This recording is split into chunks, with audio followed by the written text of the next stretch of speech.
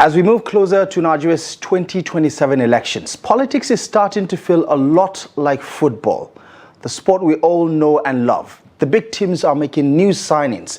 Some surprise contenders are stepping up, and a few old names might be making a comeback. It's not just about parties and positions anymore.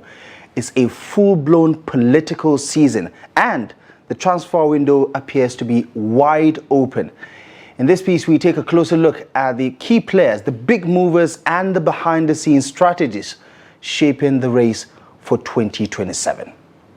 Just like in football, where managers rush to strengthen their squad before the season begins, political parties in Nigeria are in a frenzy to boost their ranks. Strategic defections, alliances, and backdoor negotiations are in full swing. Loyalty is fluid, ambition is the currency, and the chase for political advantage is ruthless. Topping the list of most sought-after players is Nyesom Wike, the influential FCT minister and former governor of Rivers State. Though technically flying the PDP flag, his continued flirtation with the ruling APC and his role in the 2023 electoral dynamics make him a marquee free agent, courted, controversial, and crucial. Next up is Rabiu Musa Kwankwaso, leader of the NNPP and the grand patron of the Kwankwasia movement. His regional dominance in Kano makes him a prized acquisition. Both the APC and the PDP, or even the coalition, are keenly monitoring his next move, aware that whoever gets him could flip the Northwest vote in 2027. Another hot property is Peter Obi of the Labour Party. With his cult-like youth following and growing appeal among middle-class Nigerians, he's a game-changing striker whose movement or even potential alliance could reshape the table standings entirely. Still on the transfer radar is Malam Nasir El-Rufai, the former governor of Kaduna State, a tactical thinker with national influence. El-Rufai has been heavily scouted. He's plotting a return as a part of the new growing coalition. And then there's an unexpected twist. Former President Goodluck Jonathan is being whispered back into the mix.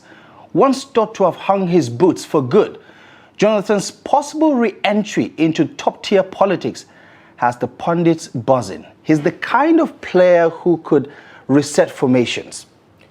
So far, the APC has made the biggest splashes in the transfer market. Their recent capture of key PDP figures in strategic states in Delta and Akwa Ibom and senators and House of Representative members across the country has strengthened their bench. The party under Tinubu's leadership is consolidating power and aggressively poaching midfielders from the opposition camp. Meanwhile, the PDP finds itself in a familiar territory, bruised but still standing. Atiku Abubakar's exit, his third from the party, has left a gaping hole at the very top of the party, but not everyone is mourning his departure. In fact, a good number of party stakeholders, including some governors and key figures like Nyesom Wike, seem quietly relieved, even emboldened. With the old guard clearing out, there's a renewed push to rebuild from the ground up. The party is now eyeing fresh talents, from disillusioned former governors to emerging youth votes, in a bid to retool its squad and stay in contention ahead of the 2027 tournament. Enter the third force, a fast-rising coalition anchored by the African Democratic Congress, the ADC, and powered by a mixture of smaller parties, youth-led movement, and disillusioned political heavyweights. Once seen as long shots, this group is quietly becoming a serious contender. Atiku Abubakar is now with the coalition, lending both his visibility and structure to its cause. Former top players like Rauf Aregbesola and David Mark are taking on leadership roles in the ADC, helping it to shape what may now be called the alternative government in waiting. Meanwhile, political juggernauts like Rotimi Amechi and Nasir El-Rufai have thrown their weight behind the project, signaling that this isn't just a fringe movement anymore. Think of them as the Atalanta or Brentford of this political league. Underestimated, disciplined and increasingly dangerous. As defections continue and the momentum builds, this coalition is positioning itself as the team to watch, a credible alternative to the traditional powerhouses. The Labour Party remains a dark horse. Though lacking structural depth, its reliance on Peter Obi's brand power keeps it in the top-tier conversation. But unless it signs more grounded grassroots politicians or strikes a coalition deal, it may struggle in the knockout rounds.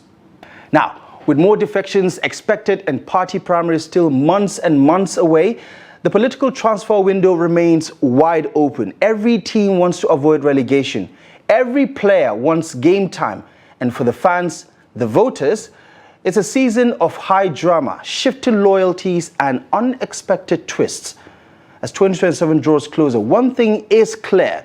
The game has just begun, but the stakes have never been higher.